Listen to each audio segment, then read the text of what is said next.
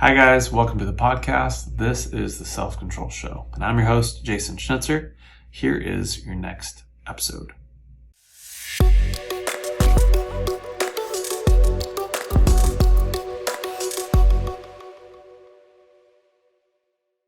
All right, as the title says, I should say, how to set a boundary. Okay, so this is a question that has been coming up in a lot of my coaching. Once people start getting in touch with, feelings, emotions, their somatics, what's going on in their body, one of the first thing that happens is they start realizing where they're saying yes when they really mean to say no. And then we start digging into why that is. And naturally what comes up is like, man, how do I say no? How do I set boundaries, especially with regards to family? That's probably the biggest thing that comes up and, has been the biggest thing in my own life, by the way. And I'll make it real simple. There's 4 steps to setting relational boundaries. And they are ask, insist, enforce, and leave. Okay? So just to kind of walk through these, ask, that would mean something like be clearly stating your needs or your boundaries. Hey, so-and-so, I don't appreciate it when I'm talked to like this. Could you please not do that anymore? And that could be tone, that could be language usage. Or like, for example, in a common family dynamic, hey mom, I'm not comfortable with you coming over to my house without you calling me first. Just wanted to share that with you. Okay? That would be an ask. Insisting. Reiterating your boundaries if they're not respected. Okay? And that would be something like, in my example, it'd be like, hey mom, remember the last time we talked about this? She showed up and you don't want her to just show up unannounced. Hey mom, remember the last time we talked about this? It's really important to me that I have time to decide whether or not I want to have guests. And I asked you to not show up without asking. I just want to reiterate that that's something that I would like you to respect. And then enforce, take action. Next time she comes over unannounced, you don't let her in the house. You enforce that and you have a clear boundary. And, that can look different in each situation, but you need to make it clear. Number one, you have made it clear what your expectations and your boundaries are. And then you have to actually take physical action to enforce those things in your life.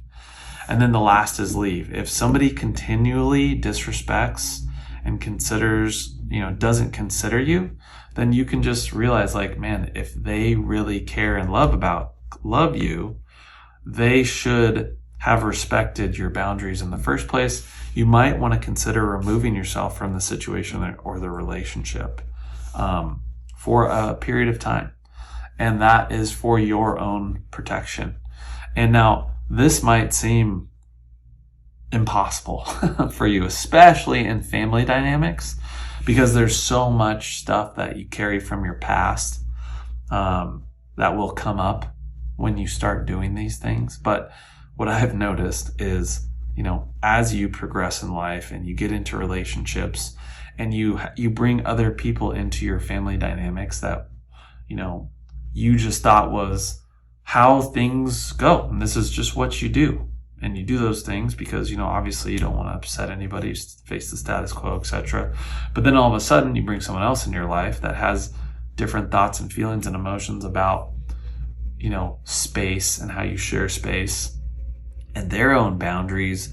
You will have to start to, obviously consider them now that you are a family unit and your previous family of origin does not take precedence over your new family unit, by the way, which that's the hierarchy as it should be. It should be your family unit, then your family of origin, not the other way around. Any other way, you're going to have problems, okay? So anyways, that might seem overwhelming to think about right now. Okay. Because, the best way that I like to think about it is, it's like, let's just say, you have this ongoing meetup every Thursday at 5 p.m. with your group of friends, right? And you go out, maybe you drink or not or whatever, but all of a sudden you tell them the next week, like, hey, by the way, I'm not going to go to 5 p.m. anymore, right? Just not going to work out for me. Those friends of yours are going to look at you weird. They're going to, what do you mean, Jason? You're not going to show up?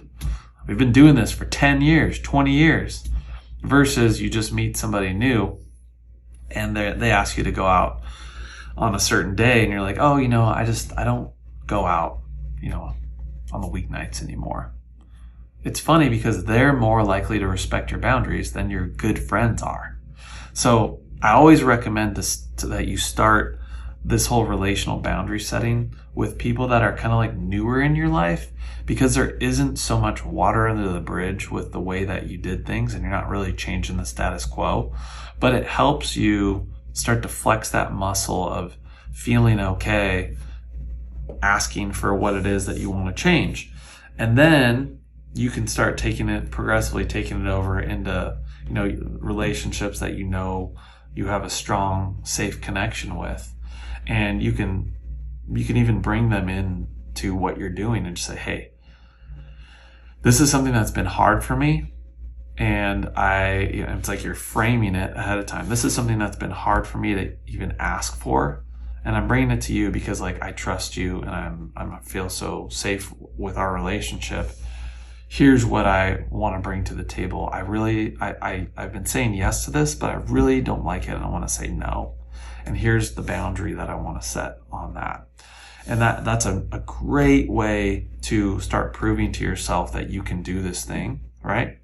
And eventually you can take it to the heart of relationships where you're going to have resistance, where it's going to go beyond just asking, and you're going to have to start flexing your insisting muscle, and maybe even enforcing, and maybe even stepping away from certain relationships.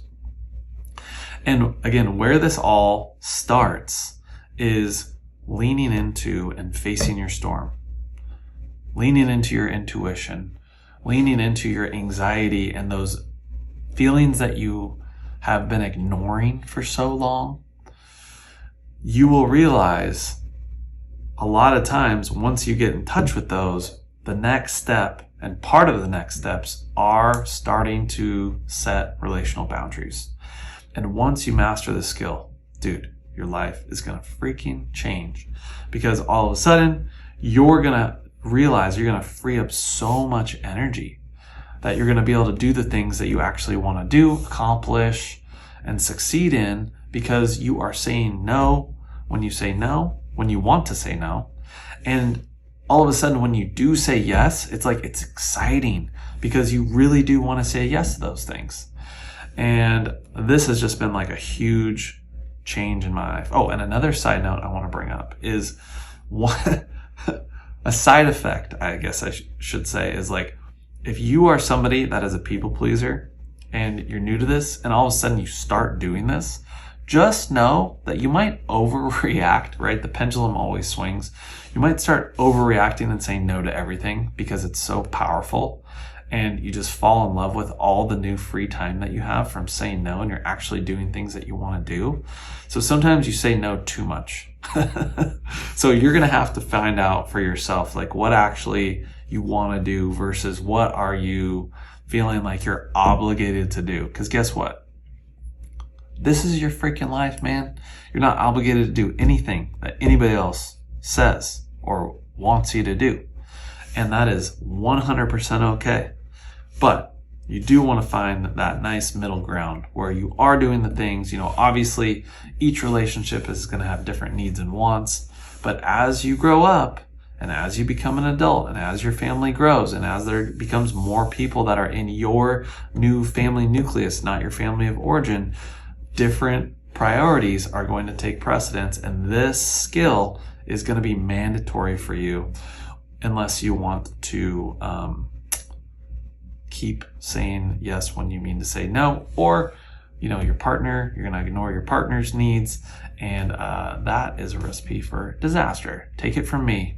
It took me a lot of years to figure this out. And when I did, man, it was dynamite powerful in my life. So setting boundaries, relational boundaries. Again, this is part of self-control training. It's kind of like a spin-off. Is like once you start developing self-control, you are able to start implementing, and setting boundaries is a must with regards to implementation to this type of stuff. So thanks for listening, you guys. You can check me out on Instagram, Jason Schnitzer Coaching, jasonschnitzercoaching.com for more information about my programs. There's going to be a link in the bio for my free guide on the foundations of self-control training. And if you are interested in working with me one-on-one, I still have openings as of now. So check me out, and would love to hear about what you thought about this relational boundary setting, and if you've ever heard of this before or learned it before. So anyways, thanks for listening, guys. Catch you on the next one.